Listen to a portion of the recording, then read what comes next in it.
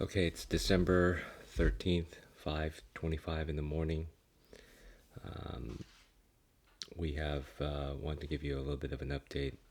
Yesterday was really bad. I was out the whole day with really severe stomach pain, some of the medication, but on Wednesday we did meet with with Dr. Rednick at Cedars-Sinai and discuss kind of the options to move forward. He did present to the board at Cedars-Sinai as well to the neurosurgeons that were there.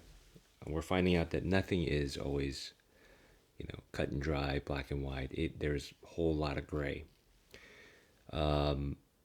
Most agreed that an extraction or taking it out the traditional way would be difficult and had a lot of risk. Most of them also agreed that going a route called LIT, which is a laser that you insert, which has less risk, less recovery time, and has the same probability of taking the amount of tumors out, was the better route to take if you're going to take it out. Some did disagree in taking it out entirely. In fact, Dr. Keith Black was one of the people that did not want to take it out, but the vast majority did. Learning more about the LIT process is something that definitely makes a difference. Maria and I, at the time, agreed that removal of the tumor is worth the risk because it does give you the best chance. Dr. Rednick also was able to reach out to Dr. Dan Kelly, which is another neurosurgeon, top neurosurgeon, and get his thoughts on his approach as well, which is a slightly different approach. He also reached out to UCLA.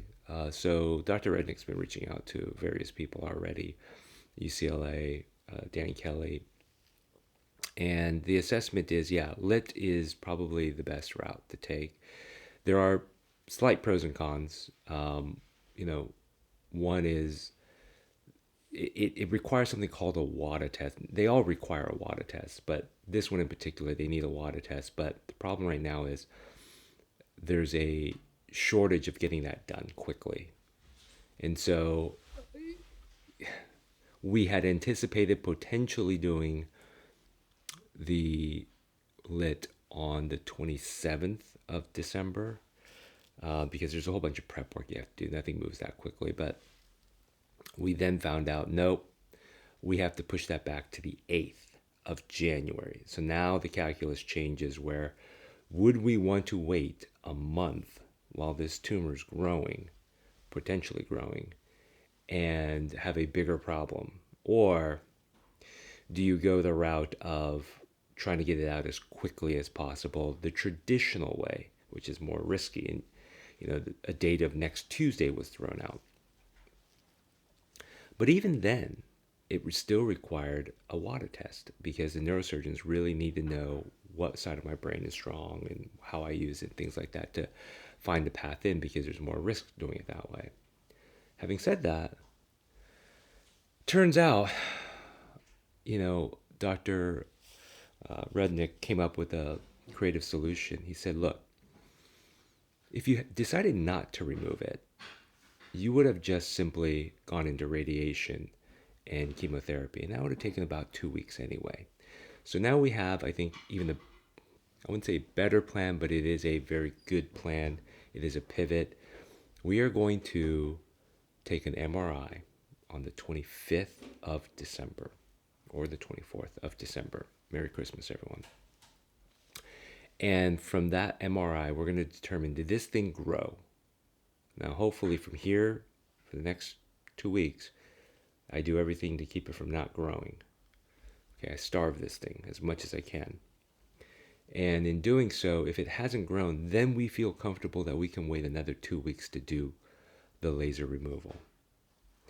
If it has grown, then we will move into radiation immediately and start that process. And the timing kind of works out the same because had I decided to do radiation now, that would have been the timing. But here we have kind of a a checkpoint, and everyone at work knows that I like checkpoints. So we have a checkpoint on the 25th with an MRI to determine, do we hold and do the laser on the 8th, or do we move forward with radiation only at the beginning? Now, this does not shut the door for laser for me, because if we start radiation and chemo immediately, we can still round back and do laser later to remove it that way as well. So we're kind of covering all the bases there. The thing you give up are potential future trials where I may not be eligible for them because of the sequencing of events that I took, that it's hard to distinguish in their tests whether their studies are working or not. So, but that's a problem down the road. I'll deal with the problem right now. So for everyone,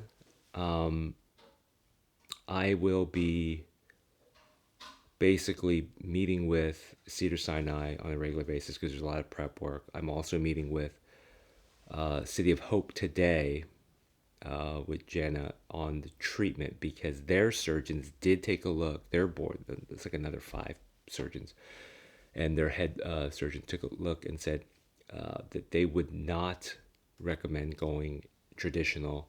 They would recommend going through the LIT process, but they do not offer it at City of Hope.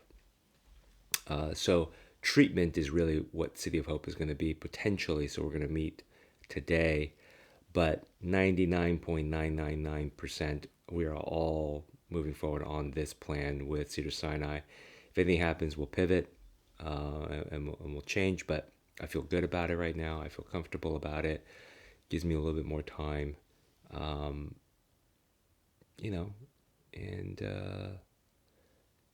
I'll have a good month. I'll have a good day, a good week, a good month. Hopefully no more medication problems because that was pretty painful.